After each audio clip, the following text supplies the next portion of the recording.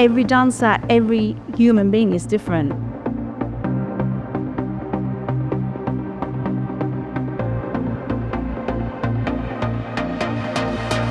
You have to work understanding this. The moment you think that what you've worked and prepared previously in a class is going to work with all the dancers in your studio, then it's a one way to go about it. I've learned that over the years. I can feel the vibe of the group, and I know if they're tired that day, if it's a hot day, if it's a cold day, if they have exams, stuff like that. So you adapt.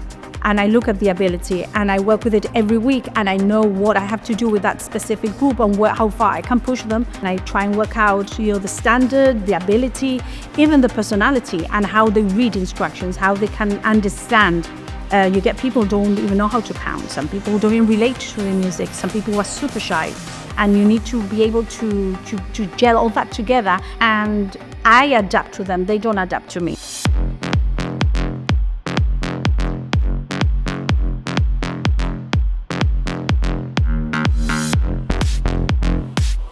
There are moments where those dancers who are gifted, you need to give them time. You need to give them projects. You need to, isolate them sometimes and make them understand that they are that bit more special.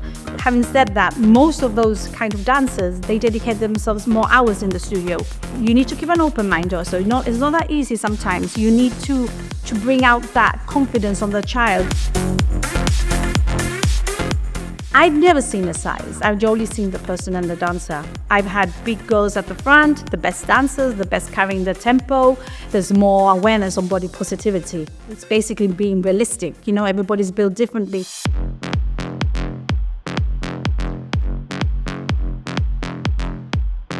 Some are very talented at the early age, and they're full of surprises, and they end up, making a career out in the studio, working professionally, or taking another path in the performing arts.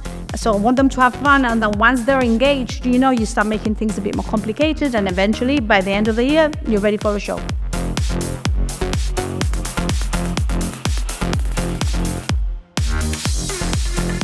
As soon as I could walk, I began dancing. Then when I was about 9, I joined Mr. Lionel Perez's Alpha group. And then a few years later, I also joined Alfred Ramirez's Aquarius. So I did that for quite a few years. And then very boldly, I decided to go and study dance. I studied dance with the Creative Arts in Manchester. Then I got contract work for 2 years in Greece as a professional choreographer and dancer. I'm very creative. I'm lucky to have my partner, Daria, my husband. We're both into it, 50-50. You keep going, because also if you're creative and you feel young, it's what gives you life. It's been a journey for both of us. After 30 years, I can tell you that every generation is completely different.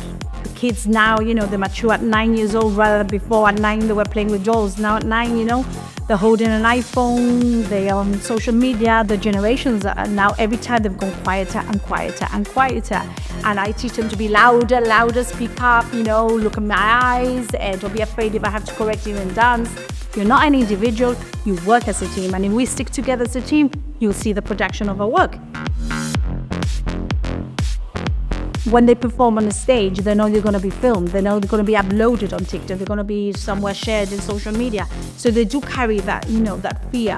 We got rid of the body shaming because it was more acceptable as a dancer, but now we got to work with the fear about social media.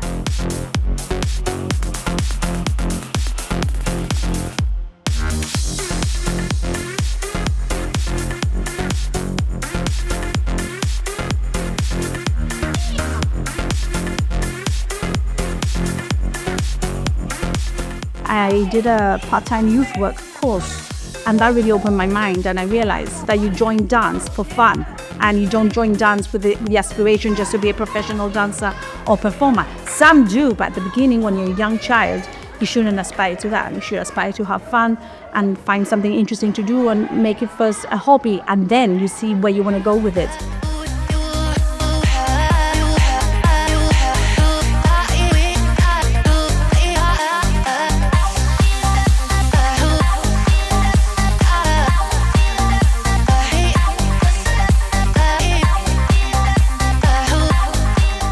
I always thought I would have my own dance school or group or something like that. So I thought like, okay, let's give it a shot. Let's see what happens.